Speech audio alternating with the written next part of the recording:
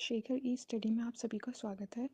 प्रिय विद्यार्थियों, हमारे इस ऑनलाइन इंस्टीट्यूट के माध्यम से आप सभी को गणित और हिंदी विषय का आधारभूत तरीके से अध्यापन कराया जाता है, जिसमें कहीं अगर थोड़ी बहुत त्रुटि हो जाती है तो उसके लिए हम क्षमा प्रार्थी हैं और इस संबंध में आपके सुझाव आमंत्रित हैं। धन्यवाद। हेलो दोस्तों, मैं शेखर स्वागत करता हूं आपका अपने YouTube channel Shekhar study point पर। दोस्तों, सामान्य हिंदी की कक्षाएं चल रही थी जिसमें हम अलंकार का अध्ययन कर रहे थे। ठीक है, अलंकार में हम अर्थालंकार को देख रहे थे।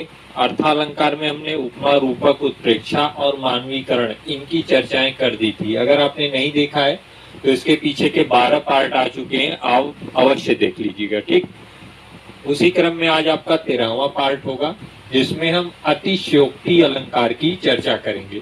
ठीक, देखिए 12 पार्ट में जो मैंने आपको बताया था, जो महत्वपूर्ण थे अलंकार, उपमा, रूपक, उत्प्रेक्षा, मानवीकरण, जिनसे प्रश्न बनते हैं, ये अर्थालंकार है। अर्थ के आधार पर काव्य की शोभा का वर्णन करते हैं। ठीक है, अब आप पढ़ेंगे अतिशयोक्ति अलंकार। देखिए नाम से ही स्पष्ट है, अतिशयोक्ति मतलब अतिशय युक्ति हो, मतलब जो उक्ति हो अतिशय हो, बढ़ा चढ़ा कर कही गई हो, वहां पे क्या होता है, अतिशयोक्ति अलंकार होता है। नाम से ही आप जान जाएंगे कि जहाँ पे कही गई कोई युक्ति बढ़ा चढ़ा कर कही जाए, वहां पे अतिशयोक्ति अलंकार होता है।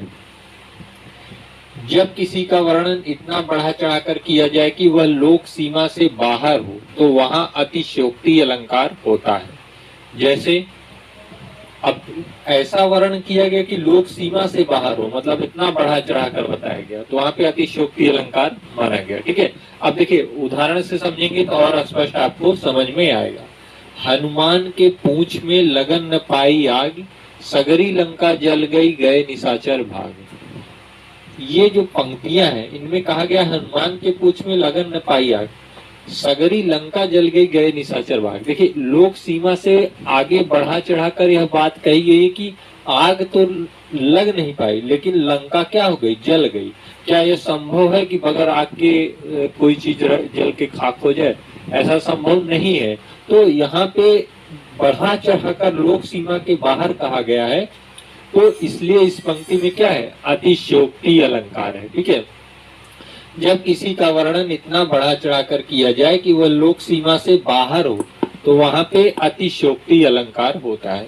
बालों को खोलकर यूं मत चलाकर, नहीं तो दिन में रास्ता भूल जाएगा दिनकर। ठीक है, तो यहाँ पे क्या है, दिन में रास्ता भूलना, क्या ये संभव है?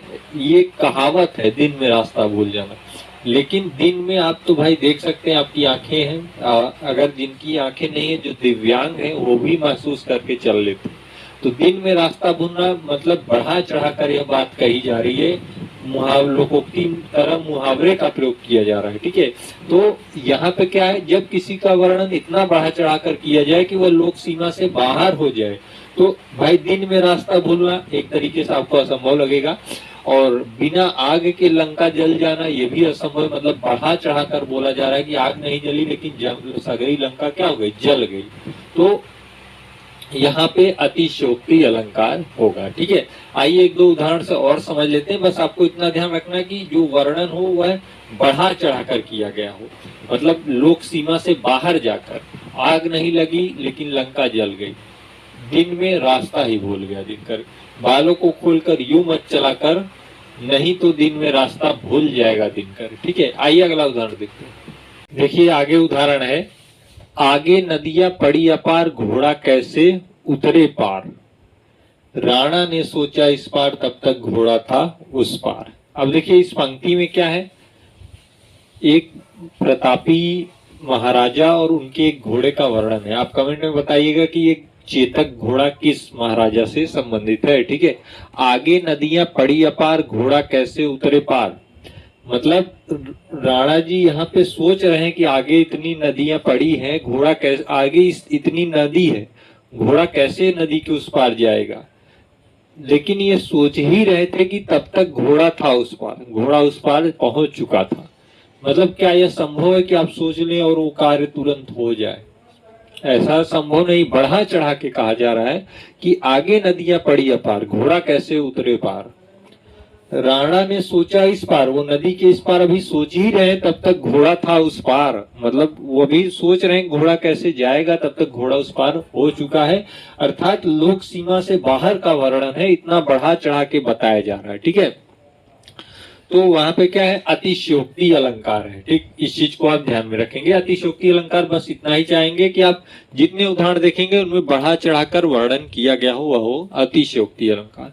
ठीक, अब आइए देखते हैं अगला अलंकार, जो अर्थालंकार के एक दो, यहां तक तो जैसे मैंने आपको जो ग्राफ में बताया था, अर्थालंकार में उपमा, रूपक, उत्प्रेक्षा, मानवीकरण, अतिशयोक्ति अलंकार, वो तो समाप्त हो गए। लेकिन एक दो अलंकार और हैं जो अर्थालंकार से ही रिलेटेड हैं, उनसे भी आपको प्रश्न पूछे जाते हैं, उन्हें भी देख लेते हैं। देखिए अगला है विशेषोक्ति अलंकार। विशेषोक्ति अलंकार, जहां कारण के होने पर भी कार्य न हो, मतलब कार्य के घटित होने का कारण तो है लेकिन कार्य नहीं हो रहा है, मतलब जहां कारण के होने पर भी कार्य न हो वहां पे विशेषोक्ति अलंकार होता है। अर्थात कारण है पर कार्य नहीं हो रहा है, मतलब अगर आप कोई कार्य करते हैं तो उसके पीछे कारण होता है, तब आप उससे संबंधित कार्य को करते हैं। तो यहाँ कह रहा है कि कारण तो मौजूद है लेकिन कार्य नहीं हो रहा है, वहां पे उस स्थिति में विशेषोक्ति अलंकार होगा। जैसे उदाहरण से समझिए, पानी बीच मीन प्यासी, मोहे सुन सुनी आवै हासी।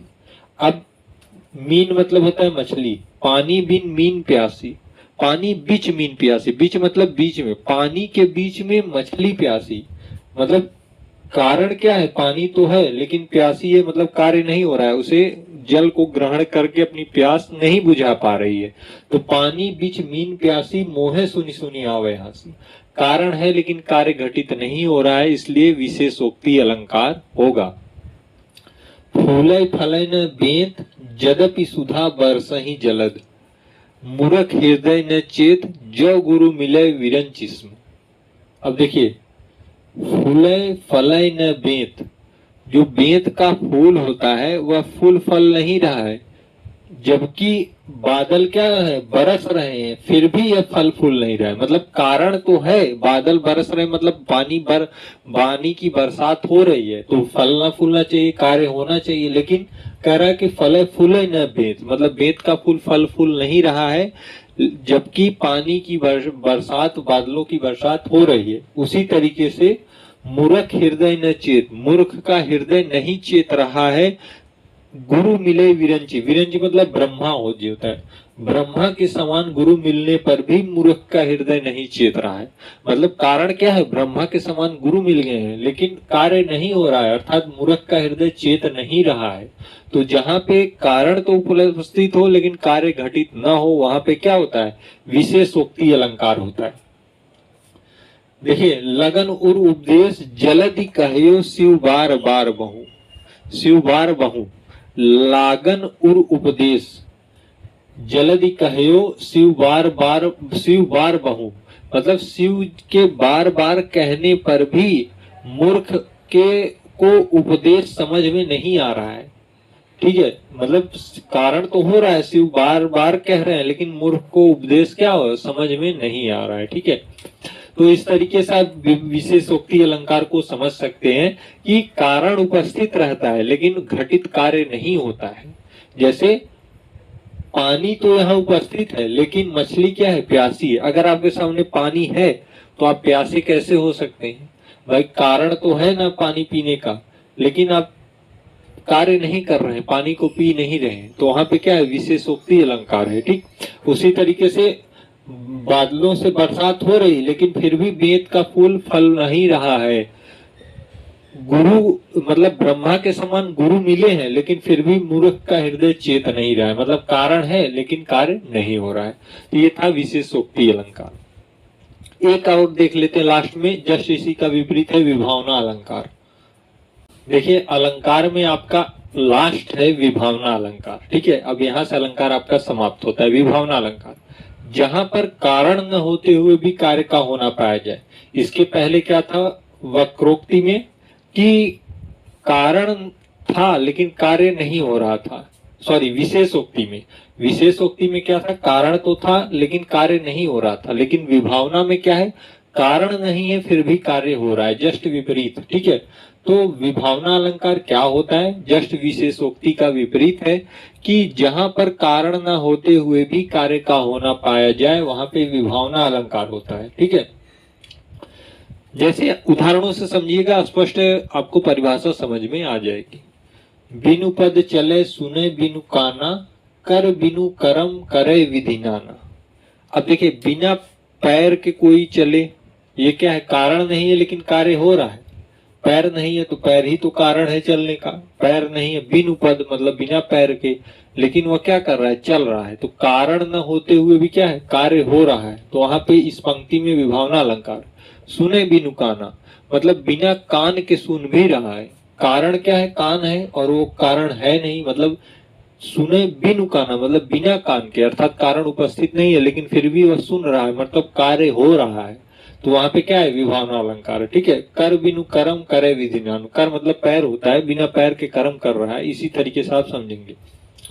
बिना पायल के बजे घुंघरू। अब देखिए, घुंघरू बज रहे हैं लेकिन ये क्या है? उपस्थित नहीं है, मतलब कारण उपस्थित नहीं है लेकिन फिर भी कार्य हो रहा है। ठीक है, इसे आप समझ गए होंगे तो मैं मानता हूं कि विभावना अलंकार आप समझ जाएंगे। ठीक, निंदक नियरे राखिए आंगन कुटी छवाए, बिन पानी साबुन निर्मल करे स्वभाव। ठीक है, तो निंदक नियरे राखिए, अपने आसपास जो है निंदा करने वालों को जरूर रखिएगा। यही कवि यह कहता है कि निंदक नियरे राखिए। अब निंदा, आपकी जो निंदा कर रहा है उसे आप अपने पास ही रखिए, वो आपको एक दूसरी दिशा देता जाएगा। आंगन कुटी छवाए, बिन पानी साबुन मतलब अक्सर होता क्या है कि पानी और साबुन से व्यक्ति अपने आप को निर्मल करता है, मतलब स्वच्छ करता है, लेकिन यहाँ कह रहा है कि बिना पानी साबुन के निर्मल करे स्वभाव। तो कारण तो नहीं हो रहा है, पानी और साबुन जो कारण है वह नहीं है, लेकिन स्वभाव निर्मल हो जा रहा है, अर्थात कार्य हो जा रहा है। तो क्या है? विभावना अलंकार है। जहां पे कारण न हो फिर भी कार्य हो जाए वहां पे विभावना अलंकार होता है। ठीक है, तो देखिए, अलंकार का टॉपिक आपका समाप्त हुआ है। जहां से परीक्षाओं में प्रश्न बनते हैं, मैंने काफी उदाहरण भी आपको बताए, वो उतने अलंकारों की चर्चा हमने कर दी है। शब्दालंकार पूरा 6 प्रकार से बताया था, और अर्थालंकार को भी मैंने लगभग 7 प्रकार तो बताए ही होंगे, 7-8 प्रकार। ठीक है, तो पूरा अलंकार आपको हम यहीं पे समाप्त करते हैं। आगे के पार्ट से हम कोई नए टॉपिक की शुरुआत करेंगे। अलंकार को आप जरूर रिवाइज करिएगा। 13 पार्ट मैंने पढ़ाया, छोटा पार्ट था इसलिए संख्या ज्यादा है। ऐसा सोचिए 13 पार्ट में बहुत पढ़ा दिया, ऐसा नहीं है। 13 पार्ट में हमने पढ़ाया तो छोटे छोटे पार्ट करके बनाए हैं। ठीक है, तो आज के पार्ट में फिलहाल इतना ही।